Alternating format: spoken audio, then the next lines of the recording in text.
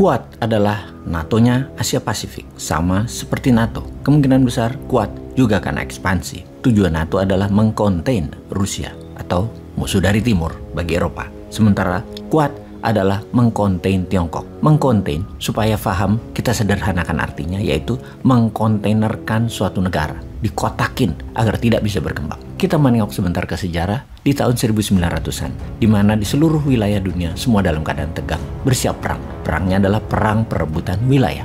Perang perbatasan perebutan koloni untuk perluasan daerah jajahan. Jadi yang bersih tegang adalah sesama penjajah. Juga para penjajah tersebut di wilayah masing-masing juga menghadapi gerakan nasionalis anti para penjajah yang menggerogoti penjajah dari dalam. Pergesekan antara sesama penjajah misalnya membuat Inggris bersih tegang dengan Perancis di beberapa wilayah Afrika misalnya. Portugis dengan Spanyol di Amerika Latin. Intinya para penjajah seperti Belanda, Inggris, Prancis, Spanyol, Portugis, dan lain sebagainya di mana-mana, di banyak wilayah saling bergesekan, tegang, dan siap perang. Sementara di dataran Eropa, blok Jerman versus blok Inggris juga saling intai untuk bersiap perang. Itu hanya cermin sejarah di awal abad 20. Awal sebelum Perang Dunia Pertama yang memungkinkan sejarah berulang lagi sekarang. Di semua wilayah terjadi ketegangan, baik ekonomi maupun pertahanan dan keamanan. Dalam wacana militer saat ini, ada blok Rusia, juga ada negara yang netral, ada negara yang main dua kaki, dan ada yang oposisi karena takut dengan Amerika, padahal suka dengan Rusia, dan ada yang memang berlawanan dengan blok Rusia.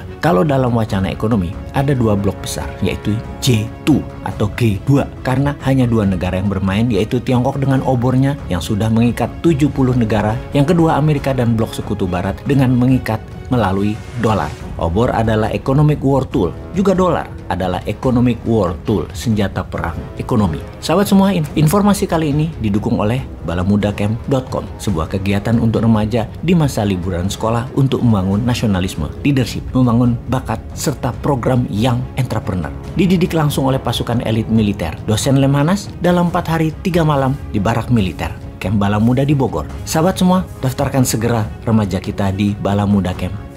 Kita kembali ke topik pembicaraan. Untuk memahami bernegara, kita melihat dua hal ini terlebih dahulu, di mana untuk menjadi negara besar, maka negara tersebut harus ada yang didominasi, harus ada yang ditaklukkan. Strategi luar negeri bernegaranya yang berdasarkan penaklukan, ada strategi berdasarkan economic approach atau pendekatan ekonomi, yang kedua adalah penaklukan dengan military approach atau pendekatan militer. Kita ke pendekatan militer terlebih dahulu. Kita bicarakan tentang Quad sekarang. Kita sudah diinformasikan bahwa Tiongkok sedang melakukan strategi geopolitiknya di negara-negara selatan Pasifik yang dilakukan berbarengan dengan Quad Summit di Jepang baru-baru ini. Tiongkok berencana membangun kekuatan politik dan militernya bekerja sama dengan negara-negara selatan Pasifik tersebut. Bayangkan, di saat ketegangan di wilayah Eropa terjadi, ketegangan di wilayah Pasifik pun meningkat. Apa yang dilakukan Tiongkok? Seperti yang kita ketahui, pendekatan Tiongkok adalah pendekatan ekonomi. Tiongkok menjanjikan membangun sebuah wilayah karena hal ini di negara kecil-kecil kepulauan selatan Pasifik di sisi Tiongkok. Tiongkok ingin kebebasan menangkap ikan di wilayah tersebut. Itulah akal-akalannya Tiongkok. Ingin membantu, namun aslinya adalah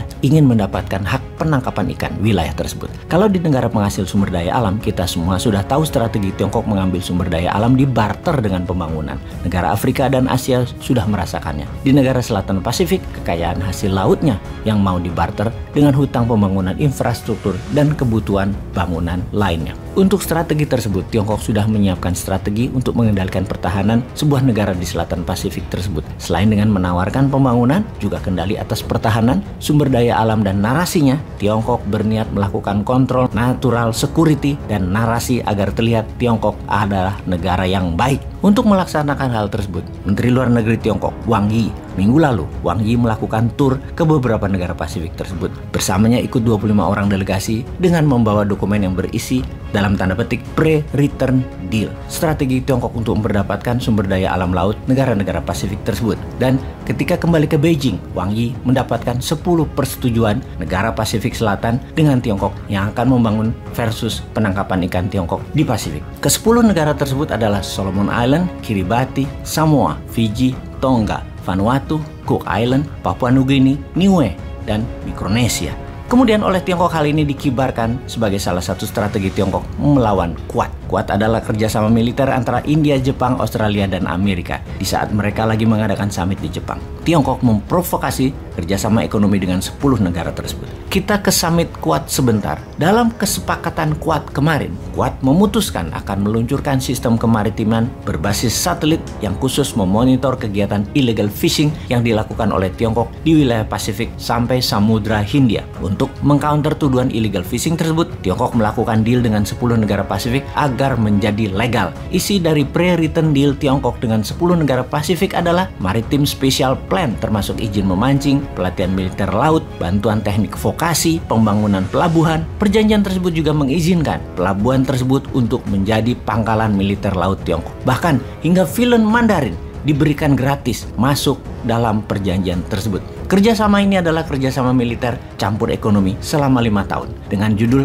pembangunan ekonomi. Maka yang jadi pertanyaan adalah siapa yang paling diuntungkan? Maka Tiongkok mengatakan tentu negara-negara Pasifik tersebut yang paling diuntungkan, seperti kata Menteri Luar Negeri Tiongkok Wang Yi minggu lalu di berbagai konferensi media di negara Pasifik tersebut. Dengan ditambah bumbu kata-kata indah, bantuan kerjasama tersebut adalah no political string attached atau tidak ada ikatan politik apapun. Ini murni bisnis. Tapi saya dan Anda tahu banget maksud negara Tiongkok itu apa.